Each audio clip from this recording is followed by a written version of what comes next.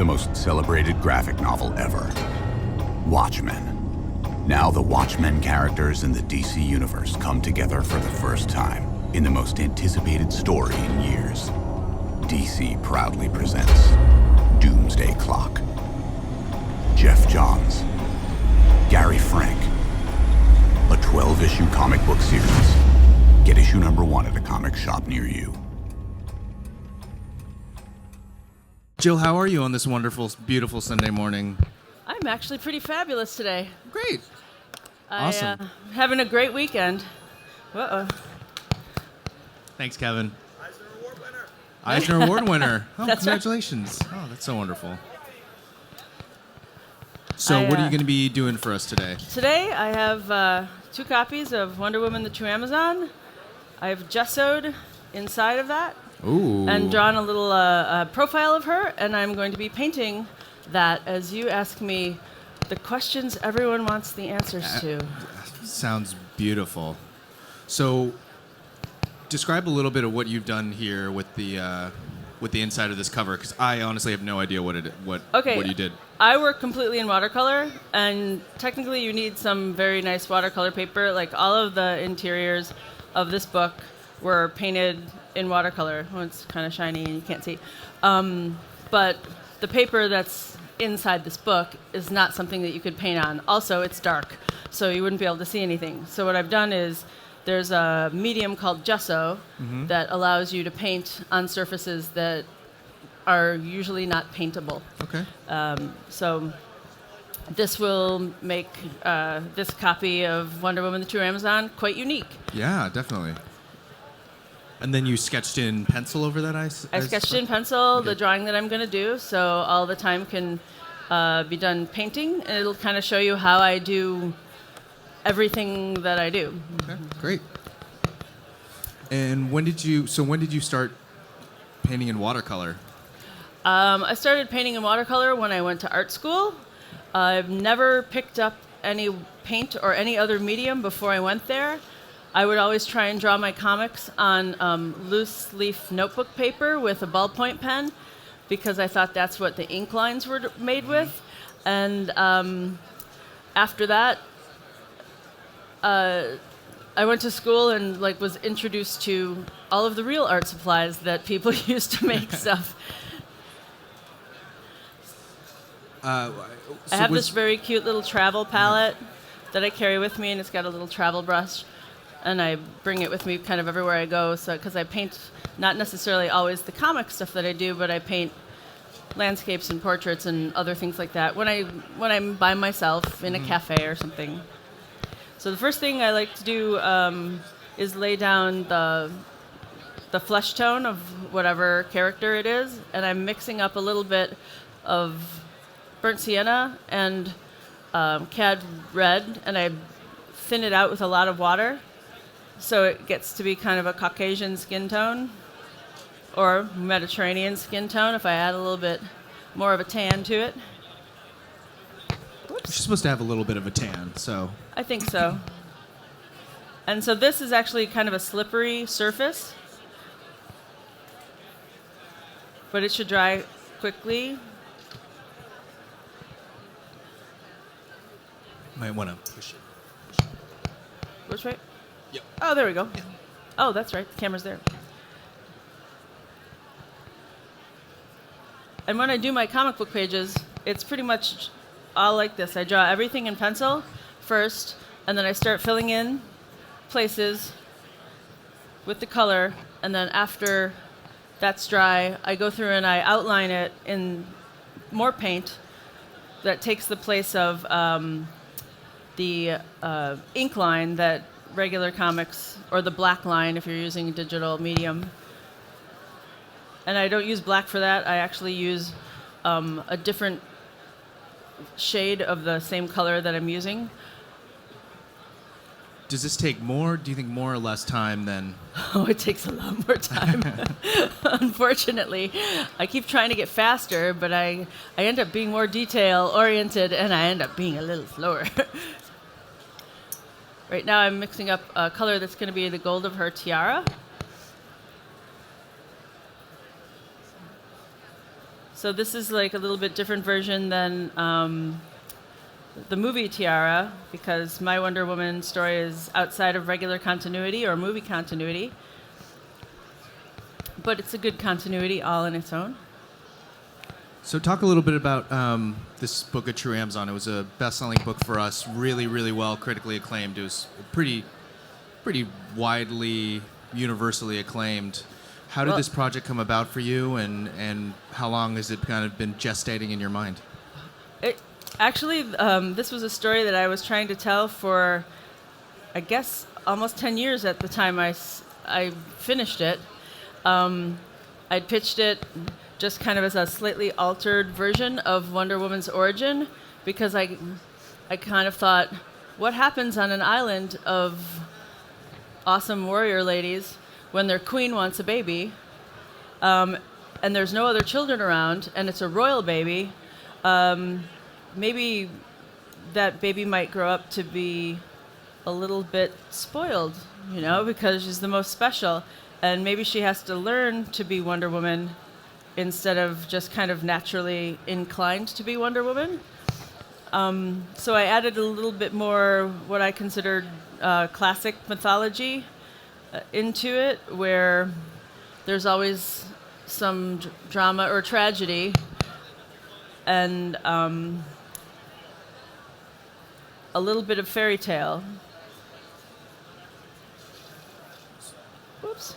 So where did your inspiration for that come from? Because had you just been thinking about Wonder Woman and you'd been wondering this for a long time? Actually, it came from someone asking me if Wonder Woman had been my favorite comic when I was growing up. And it wasn't necessarily the case. I came into Wonder Woman, but my favorite comics, I started reading Archie comics, and then I moved to some other company's comics, and then finally over to DC. I don't even know what that means. That's crazy. Well, that's good.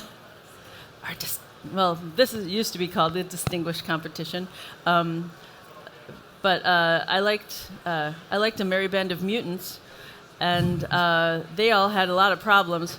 So I thought, well, maybe the reason that I didn't catch on with Wonder Woman right away is because she was a lot more perfect than me, and I thought maybe she had to have a little bit more humanity, and I just decided to see what would happen. And a lot of time it came from just thinking about like her original origin. What would happen if you're the only royal baby on an island? And I just kind of approached it from that. So we see her grow up, and we see her have some adventures, and we see her learning the kind of responsibility that she's going to need to have later on. Oddly enough, there are some similarities between the book and between the film. Obviously, you started thinking about this a long, long time ago, no contact with Warner Brothers theatrical. When you saw the film, were you surprised to see that there were some elements that were similar in terms of her being a young girl, wanting to be a warrior, although thematically there was some differences? Oh yeah, there were some things that I thought, like the way that I draw Themyscira, it's more like I kind of have it all carved out of a cliff, because I show the reason that the Amazons went to the island in the first place, and I bring the gods into it. There was jealousy when, back in ye olde times, in the old world, there were men in armies that were kind of jealous of the Amazons, and they had a big war with them and chased them off of the continent, and they escaped to what becomes Paradise Island. It's really interesting how that... Doing some hair. I make my Wonder Woman have curly hair like George Perez's Wonder Woman, because that was my favorite version, and also curly hair. Represent curly hair girls, because I figure she's Greek Mediterranean, and she would be able to function with giant 1980s Cher hair. So going back to the medium that you work in, that you're working in right now, actually. So why stick with watercolor? What about this feels like is the best interpretation of your art? I started out just doing penciling, and then I ended up doing penciling and inking, and then I kind of gravitated at one point after I was working on Sandman for Vertigo and some other books. I started to do one of my own projects called The Scary Godmother, and I wanted to do it as kind of a mixture between a picture book and a comic book, and I just chose watercolor, and then people kind of were blown away by that because it was something that they had never seen me do before, and I like watercolor. It's fun for me. It's easier. It's easiest of the painting mediums. I know a lot of people say it's hard, but if you ask me to oil paint, you would hear a lot of new swear words when I'm trying to do it because that stuff never dries. In my mind, I'm a very impatient person, so watercolor is really good for me because it stays wet long enough for me to manipulate it, and I know what I want it to do, and if it doesn't do it, then I have to move on to the next thing. So then I just started illustrating nearly everything I did that way because people started to want this style on other projects. And now I kind of can't not do it. It's the only thing I'm really comfortable doing. It's how I envision all the comics that I do. And to go back to just inking something is actually kind of hard. I have to really practice over and over to get myself back in the swing of that. Okay, while that hair's drying, I'm going to do what is considered the ink line. And for this, you're still using watercolor on I'm this. using watercolor, and it's the thin brush. It's on the outside. For this part of her on her face, I'm using a mixture of a sepia and alizarin crimson. Sometimes I put some purple in there because it works. And it makes a really nice dark that isn't a black, but it sets everything off from the white of the paper. And then anything that's red, I'll outline in red, and anything that's blue, I outline in blue. It's kind of that's where it becomes the painstaking process, but it has the right effect that I'm looking for. So you never use pen? Do you ever use pens on this, or? Nope. Oh. I use pens to sketch some other things, but when I do comics now, this is comics for me, and I like it. Now she needs some lips. Awesome. So I've been asking this a lot to a lot of different people that have drawn Wonder Woman. Liam Sharp was on here the other day, but what is I know he's wonderful. But what does Wonder Woman mean to you? She means so many things to so many different people, and so many more people know who she is now because of this huge movie. So what are your thoughts on? I know. Didn't you guys all cry when she went? What spoilers? Everyone's seen Wonder Woman several times. Oh, okay. She does awesome heroic things, obviously, but there's one heroic thing that, like, y'all start to cry without even thinking about it because it means so much. To me, she represents the way we all should be, you know? She's doing things because it's common sense, you know, like, these people are suffering. Well, if I better go help them right now because I can. I have the ability. And those are qualities I think are what we need to display as human beings. Because why else are we here? If not to be excellent to each other. So did you read Wonder Woman comics in the 80s with Perez? Is that when you first started to engage with the material? Or did you pick that up later? Well, I started working with George on Wonder Woman. It was my first job at DC Comics. And now that I ended up doing this, it was an amazing full circle. So yeah, I read all of George's. I liked the revamp of it. I liked that there were more gods in it because I'm a mythology nerd and Dungeons and Dragons nerd. So I'm like, the more of that type of stuff that can be brought in, it's like, ooh, minotaurs, love me some of that. And petty jealous gods and all that good stuff. So I liked that very much, and I liked that he brought her to the world, and she was kind of experiencing things for the first time, and would question stuff that we take for granted, or need kind of her own helpers as she was just getting used to the world and discovering the world. You might wonder what these little dealies are in her hair. I have not only did I make her hair curly all the time, but because she's royal and she's a princess before she's a warrior in the beginning of this, they have fancy stuff. So I always I make her have different hairstyles. So she always has her hair pulled back so it won't get in the way of her fighting. But it's all these interesting little gold bands and gold twisties, and I change it up each time. So I have to remember that I have to paint them all for adornments. These look so good. Whoops. So there are some young kids in the audience. So what would you say to them? If there are any aspiring artists out there, what advice would you give them about continuing into a career or painting? Does anybody out here like to draw? Yeah? Well, the one thing I say is it's an awesome way to spend your day. Sometimes I go and talk at schools, and kids will see me draw, and they actually are discouraged instead of inspired, which is not my intention, because they say things like, I don't draw as good as you. And then I ask them how old they are, and then they tell me their age, and I said, guess what? When I was as old as you, I drew just like you.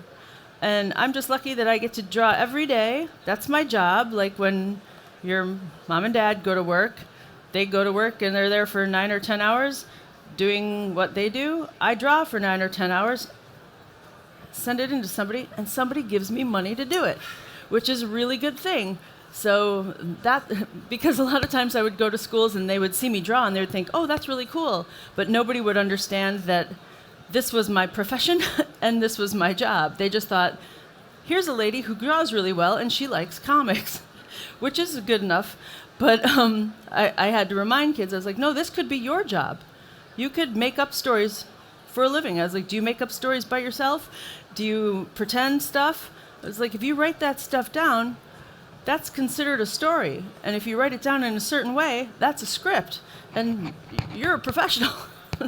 So it's a very awesome thing to be able to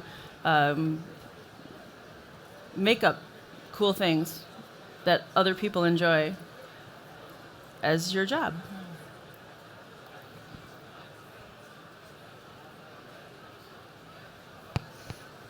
Wow, this looks so amazing. It's really... It dries really well. I'm glad I chose this because there are other times I've done these demos and I need a hairdryer to make it dry because it's humid in here. But I'm going to blow on this one, and it's done. We had a young lady in the front who wanted to know what the name of the white stuff that you put on there? This stuff is called gesso, acrylic gesso, and that means you could take a piece of cardboard box and paint over it with a thick layer of that, let that dry, and then you could paint in watercolor or acrylic or any kind of medium and make it an interesting surface to draw on. I think it's kind of an artist's cheat. So if you don't happen to have canvas or expensive paper or board, you can make anything and still make art on it. And so you can see kind of brush strokes in the gesso. You'll be able to see if I pass it around, because it's thick and then it dries, but it's kind of slippery when you paint on it with watercolor. In other things it's less slippery, but so this is what it looks like. Look at that. And that's just a super simple version of what I have going on in here. So do you want to give this thing away? We have a very small Wonder Woman in the crowd. We have many other people around here. Let's take a question, another question from the crowd, and sure. Do you ever find? I was at a panel with Nicholas Scott and Lee and Clark yesterday, and they were talking about how Wonder Woman, you can kind of overdo it with Wonder Woman's hair, where you kind of get lost in having to drawing it. Have you ever experienced that? Well, I have. I feel like I've all the characters that I've drawn have very intricate hair. I once got tendinitis. Well, I have tendinitis now from doing the manga called Death at Death's Door that Vertigo put out, because you're just doing this with, I'm like, oh, Death and Dream, you and you guys in your hair. Urgh. Oh, I wish if it was a computer I could just fill a tool, but it's me doing this over and over again. And yeah, when I draw her hair, I cursed myself all the time. I said, I hate this writer. This writer is always making me draw hard things like crazy hair and horses and stuff. It's like, I'm never working with her again. Like, so, but I like to challenge myself.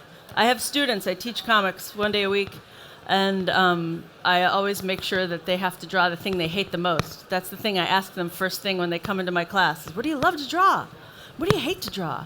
And they're excitedly telling me what it is, and then I put away the what I love to draw, and then I give them an assignment which has nothing. It's like, this story has nothing to do with, you have to draw everyone barefoot, because they hate feet, and you have to draw all cars from different angles, because that's what I hate, and a lot of buildings in forced perspective. And they're like, this is the hardest job ever. It's like, that's what your job's going to be, but you're going to do great at it if you keep practicing. All right, let's do it. We're getting the hook. Is there any, let's see, anybody who first comic was Wonder Woman that they ever read? I'm looking for a kid here. Come on. She's right there. There's a very small Wonder How Woman. old are right there. you? 5. Mom? Is that you? No. Okay, she's here by herself? All right. How'd she get a badge? What is your name? Adriana? It's Adriana. Can you spell that? Because it's loud in here. Is it Adrianna? Mike, that guy. It's going to be A. Yeah? Udreyana. Okay, hold on. Wait. We have to. AUDREY. Y. ANA? NNA. Hey everyone, let's give it up for Jill Thompson. Okay, that's for you. Mom, Dad, read this first.